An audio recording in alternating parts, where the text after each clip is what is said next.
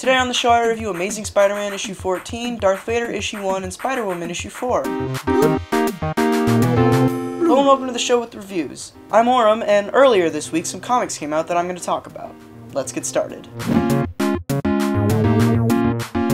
First up, we have Amazing Spider-Man issue 14, written by Dan Slott, with art by Olivier Coipel. This book marks the conclusion to the massive Spider-Man event Spider-Verse, and honestly, it was kind of underwhelming. I guess I was just expecting more of a bang to go out on. Everything just kind of tied up really nicely and clean. I guess this event really was more about the journey and all the tie-ins that came along with it. There is, however, an epilogue coming out in a couple weeks that's going to bring some status quo changes to the table. Maybe that's the ending I was actually looking for. Also, I have to mention that I think Slott may have gotten a little lazy with the writing for this issue. Everyone felt like they were actors in a badly written play rather than just actual people talking to each other. But hopefully soon enough we can just see Spider-Man do his thing by himself.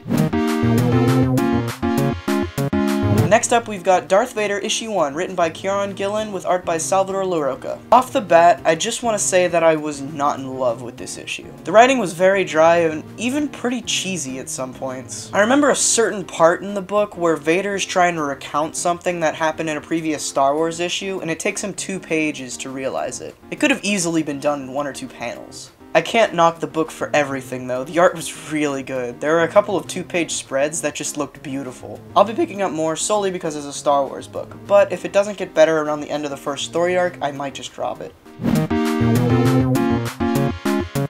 And last but certainly not least, Spider-Woman issue 4, written by Dennis Hopeless with art by Greg Land. Okay, this was awesome. Lots of substance in this one issue. It's treated as an epilogue to Spider-Verse, which is definitely what I wanted. This book's basically just tying up loose ends from Spider-Verse, starting with the 2 Jessicas on Loom World, and then going into why she's going solo soon. In fact, the reason they used for why she wants to go it alone for a while is really smart and makes a lot of sense. And of course, I continue to love how Hopeless writes Jessica. It just reinforces the fact that she's my favorite superhero. The art was spot on as always, although I have heard some little rumblings about how Greg Land steals art from other places. I can't really tell in this, I just like the art. I definitely recommend the book if you aren't already reading it. If you don't want to read all the Spider-Verse tie-ins, this is a great place to start.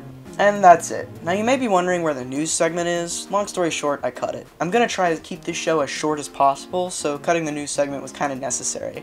Also, you may have noticed that I changed the name of the show to The Show with Reviews. This is just to keep the 2 shows kind of separate while under the same tent of The Show with Issues. The Wednesday show will still be called The Show with Issues, while this one will remain being called The Show with Reviews. That way you don't have to guess which one has the reviews and which one is a Wednesday show. But enough about that, thanks for watching as always. Next time I sit back in my chair because my back really hurts.